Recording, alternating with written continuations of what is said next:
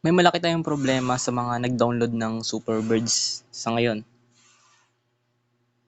Mahihirapan yung mga nagki-click ng link para makapunta sa mismong application sa Play Store ng Superbirds dahil nagkaroon ng konting problema. Di ko alam kung hindi na ba talaga siya available sa Play Store or available pa rin siya.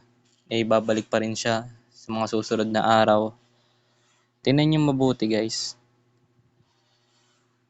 Punta ako sa Play Store. Search natin yung Superbirds.